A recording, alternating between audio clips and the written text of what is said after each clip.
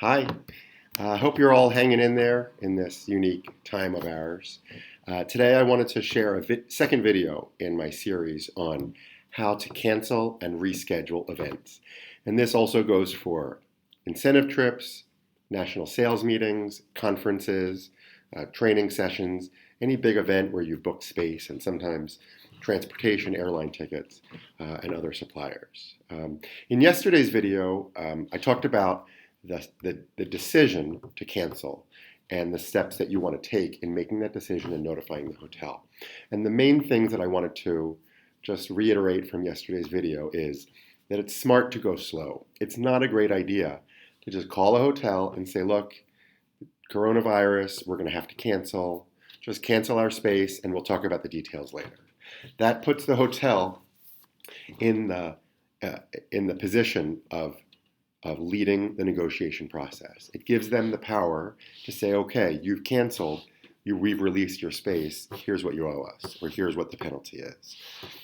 Once you actually release that space, the space is theirs to resell or attempt to resell. And they don't want to hold on to space that's not going to be full. So it makes more sense to go slow, analyze your contract, figure out if you have an argument for canceling without penalty. With everything going on now, some force majeure clauses will allow cancellation. And so you really need to take a close look at that. So I recommend that you go slow, analyze your contract, see if you have a case for canceling without penalty, figure out what your penalties are, and then start that discussion with the property. Even if you know you're going to cancel, sometimes it makes sense to negotiate first before you release the space, because the hotel doesn't want 100 hotel rooms tied up that are going to be empty. They want to try to do something with those rooms, even if it's challenging in today's time. So you want to hold on to that space until you're ready to negotiate and say, okay, I agree to those terms. You can have the space back and resell it. That's a negotiating piece when you actually release that space. So you don't want to give up the leverage too quickly. It really also makes sense to think about rescheduling rather than canceling. You may save a ton of money, even if your contract doesn't allow for the option to reschedule a program without penalty. With everything that's going on now, a hotel may be willing to move a program to later in the year to get the full revenue of the program rather than cancel now and just get a cancellation penalty, which might be much, much lower. So you're not necessarily bound to the contract cancellation terms. There is room for negotiation. There is space for a discussion. You just need to understand your contract terms and know what your leverage is. Do you have a valid reason to cancel, or are you just saying, times are difficult, we'd like to cancel, let's see what we can do? So today I want to talk about some contract terms that you want to look at closely before you attempt to cancel or reschedule a program or an event. I just want to pause to say that my team and I have been doing this for a long time. We've negotiated and managed thousands of supplier contracts between hotels and destination management companies and audiovisual companies and caterers and bus companies. And so we're very comfortable with hotel contracts and contract terms. I'm not a lawyer, but I'm happy to look at a contract for somebody and see if I can help at all with any insight or any strategy. So if you're in the middle of a contract negotiation or thinking about canceling an event, I've been through this many, many times from other world crises and pandemics and 9/11, and we've been through this a bunch of times. So if you want to set up a free consultation, shoot me an email or send me a message. I'd be happy to take a look at your contract and see if there's anything I can help with. So the contract terms I want to talk about today there are four important ones that you want to look at closely: cancellation terms, attrition schedule, deposit schedule, and force majeure. So, and I'm going to be talking generally about hotels and resorts, because that's, I think, where most large events are held. But of course, some of this will apply to other suppliers as well. So cancellation terms is the portion of your contract that typically has a schedule that says from 365 days to 180 days, if you cancel, there's an X percentage penalty. Between 180 days and 90 days, it's 75% penalty. So you want to see where you are in that schedule and what your penalty would be at this point and how long you have until your next cancellation penalty deadline. If your deadline is weeks from now or 2 months from now for your next change in penalty, then you may have the flexibility to wait. Even if you know you're going to cancel, the regulations from the government are changing frequently, and President Trump and the CDC have come out with some guidelines that are for 15 days only at this point. If your event is a month from now, those terms may not help you, and it may make sense to wait and see if those are extended. If you're already in 100% cancellation penalty phase and your event is 6 months from now, it doesn't cost you anything to wait a little longer to have a negotiation and see what changes. It's just a factor to consider. So I think you just want to look at that and see what your penalty is and see how much you're at risk to lose. The next thing you want to look at is attrition terms. Now, this won't apply to all events, but if you're doing a hotel event with a lot of hotel rooms, there will be an attrition policy in your contract. Sometimes it's a flat attrition policy, one number to say, if you use less than 90% of the contracted room block or contracted nights on a cumulative basis, or sometimes it'll say total room revenue. If you use less than 90% or less than 85%, then you have to pay for any additional attrition. Sometimes it's on a staggered basis to say that you can use 10% until this date, and another 5% at this date, another 5% at this date. So I think you want to look at this and see if you have any attrition that you haven't yet used. Certainly if it's attrition that's in the future that you haven't used yet, even attrition in the past that you haven't used, this is some flexibility in the revenue that the hotel anticipated, and you certainly have the right to reduce your contract by the allowable attrition that's in your attrition terms.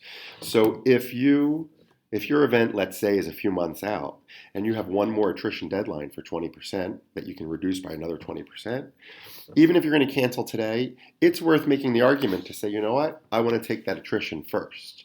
I want to take my 20% off of my room block and off the room revenue. Sometimes that'll also let you reduce food and beverage minimum if you've negotiated that up front in your contract terms. And then I'm ready to cancel. It's worth negotiating that because that can be a big number. So that's the attrition terms. The next thing you want to look at is the deposit schedule and figure out how much of your money does the hotel already have. If they have 10 or 20%, of the full revenue, then you are in a much better position to negotiate than if they have 100% of your money. Because if they only have 10 or 20% of your money as a deposit, the hotel is going to think, well, we may not even get the rest of it, even if we tell them that they're in full penalty. I'm not saying that you shouldn't follow through on the commitment, but the hotel will have that concern, and they're going to think, well, we only have 10% of their money. Let's see if we can try to make this program work with get more cancellation penalty or reschedule the event. If the hotel has all of your money, they've got $300,000 already, rooms and food and beverage, and they've got everything, then you're in a different position when you negotiate because there's nothing that they still need from you. I mean, they'd love to have the full program, but they already have all of your payments. And so they have the power in terms of holding the money. I think this makes much more of an impact. The deposit situation has more of an impact if you're talking about rescheduling, because they want to get as much revenue out of the program as possible, whether it's just the rooms, not just the rooms, but they also want to get all the on-site revenue from having a group in-house, spa, food and beverage, bar, golf, etc. So they would love to have that program, and it just gives you a little bit more leverage if they are still have not received the bulk of your funds yet. And then you want to look at force majeure. So the force majeure is the clause in the contract that specifies the conditions that would allow you or the hotel to cancel the program without penalty. And it often will include things like acts of God, sometimes acts of terrorism in the location where the hotel is. If airlines stop providing transportation to the destination, sometimes we'll negotiate in a Caribbean destination or in Mexico if there's a hurricane in the location that causes major damage within 6 months prior, those kinds of terms. So right now, Many people would say it's not a good idea to travel right now. But to argue the force majeure clause, you have to have documentation from a reputable organization like the World Health Organization or the CDC that directly speaks to a clause, a line in the force majeure clause. So, if your force majeure clause were to say that the event can be canceled if transportation is no longer available, if airlines are no longer providing transportation to the destination, and if conditions exist that prohibit the event from taking place, then that can work in your favor with what's going on today if your event is in the next 15 days, because that's what the government guidelines currently cover.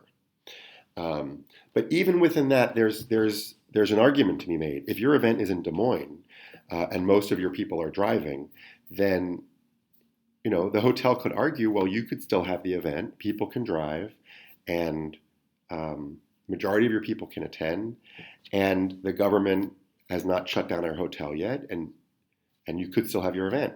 If your event is in Milan, you have a clear argument that that's not going to happen. So I think there's a couple different scenarios here. One is that you have clear documentation that clearly gives you the right to cancel without penalty, according to your force majeure. And then you just put it in an email, make your argument, talk to your salesperson, and make your case. If you have a subjective situation, like right now, there's a lot going on. If your event is in 3 weeks and it's 1,000 people, the government says we shouldn't assemble any more than 10 people at a time, you have a good argument. And then I think it's a little bit different situation, but you take the same approach. You make your argument, put it in writing, provide the documentation, and have the conversation with the salesperson and say, we believe we have the right to cancel without penalty. And just be prepared that it's likely they're not going to say, okay, no problem, here's your money back. It's likely at that point that there's going to be a negotiation. They're going to come back and say, well, your event's in 30 days and the CDC guidelines are for 15 days. We can't give you your money back. And then there's a discussion. And it's a process. And that's why you don't want to just cancel, because then the hotel has no more reason to negotiate. At this point, you're still holding your space for a month from now, and you can have that negotiation and say, well, let's be realistic. This is likely to be extended, and the government is recommending against these things. Even if they haven't said it's for 30 days, we know it's going to be extended another 2 weeks at least. And you just expect that you may not get everything you asked for, but it's a starting point in a negotiation, which is important. The other scenario is that you know that you don't have the terms in your clause, you don't have the documentation to cancel according to the force majeure clause. If your event is at the end of July, there's nothing happening right now that's going to speak to the end of July. Nobody knows what the situation will be. So at that point, it's just a conversation, and you just want to approach the salesperson and say, look, here's the situation. We're thinking of canceling. The client is thinking of canceling. Wanted to talk to you about it. We don't want to just drop the event. We don't want you to lose the revenue. Let's see if we can find a mutually beneficial solution. Can we reschedule it without a loss of revenue? Could we cancel it with a reduced cancellation penalty? And have that conversation. I find that if you approach a hotel in a respectful way, valuing the relationship and looking for a mutually beneficial, reasonable resolution, hotels will typically work with you, especially in an extreme situation like we have today. Hotels want to have the revenue. They want to have the relationship, especially if you're a company that has had multiple events at this hotel, or if you're a travel company or a meeting planner that you have a long relationship with the hotel company or the hotel chain. The management at the hotel will want to maintain a relationship and handle the situation in a respectful way most of the time. That's not always the case, but most of the time, if you go in with the right attitude of being respectful, the hotels will sometimes respond in kind. So those are the terms that you need to look at, and I hope some of that is helpful if you are dealing with a cancellation or a rescheduling situation now for an upcoming event. In tomorrow's video, I'm going to talk about how to actually handle the cancellation. How do you handle that conversation with the hotel? What do you put in writing? What are the actual steps to take to cancel that? in an appropriate way and to make your argument in a compelling way and lead the negotiation. In the video after that, I think I'm going to talk about 1 or 2 case studies of events that I've had to cancel and how those negotiations went and how they turned out in the end. I'm also going to be doing a Facebook Live probably early next week to answer questions. I'll post those times probably later today or tomorrow. And in the meantime, feel free to shoot me an email if you have any questions, and hang in there. Talk to you soon.